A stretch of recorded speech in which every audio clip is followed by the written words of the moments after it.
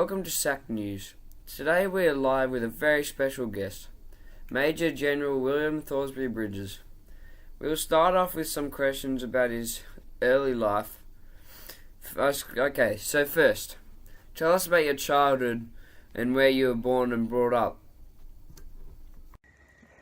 Thank you for having me on your show.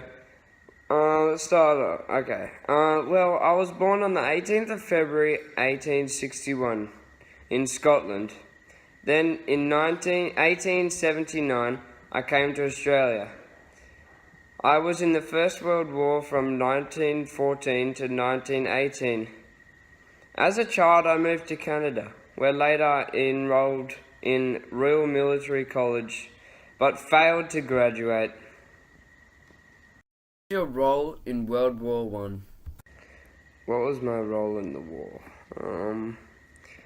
I was the 1st Division ashore at Anzac Cove on the 28th of April 1915.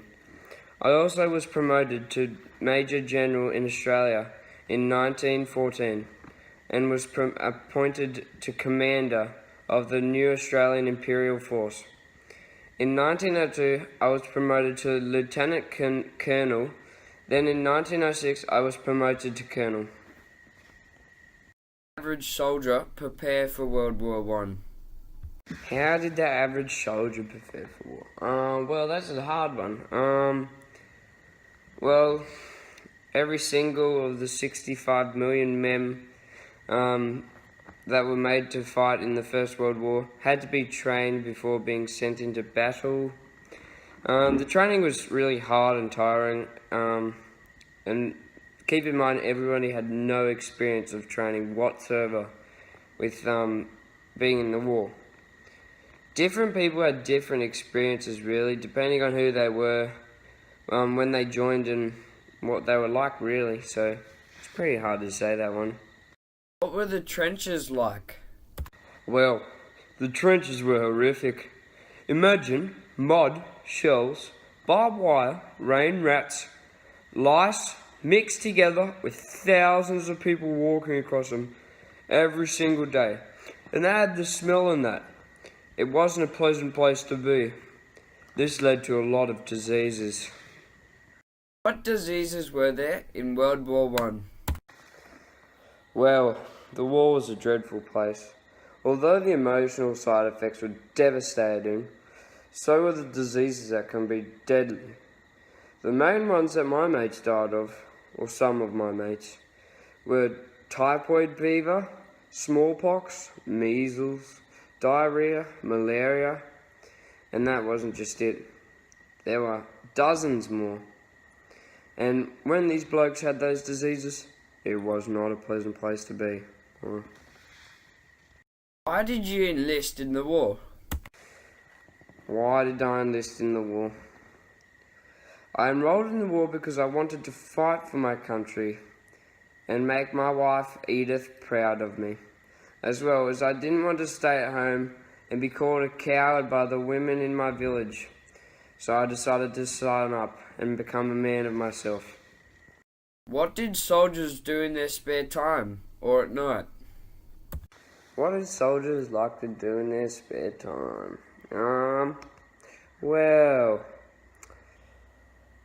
Soldiers like to play cards and board games with each other, and occasionally they pull pranks, or little pranks on each other.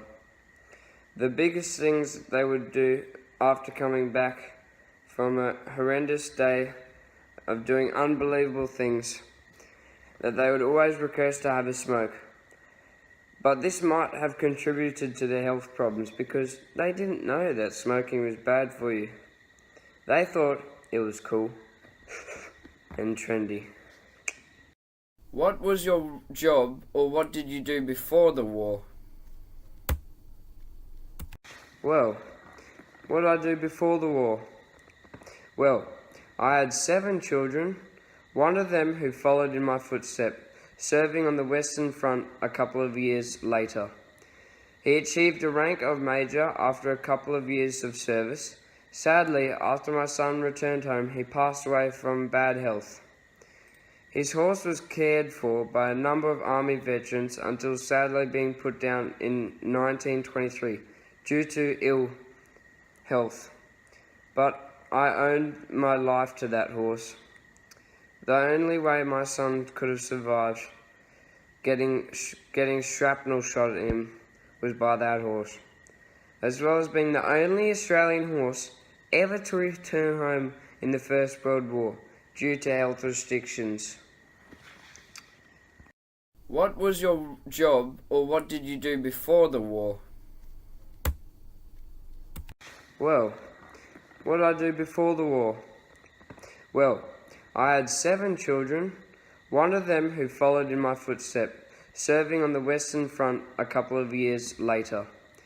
He achieved the rank of Major after a couple of years of service.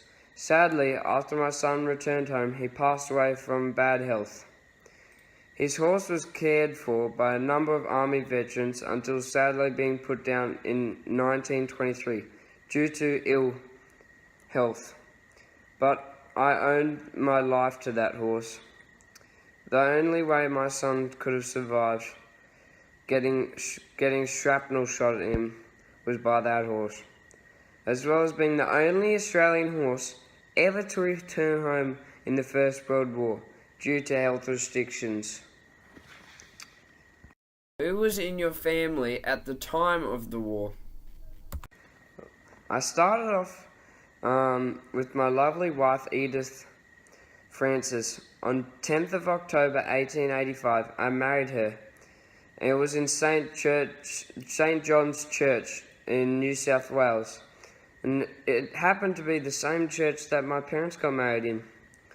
We had several kids, but sadly, 3 of them passed away at a young age to illness. Well, World War I was one of the biggest things in human history. The thousands of men that were lost, men and women that were lost. It wasn't worth it. The poor families that were waiting for their loved ones to come home, but they never did. The years of fighting, and if your loved ones came home, the things that they saw and did, you wouldn't be able to get your head around it.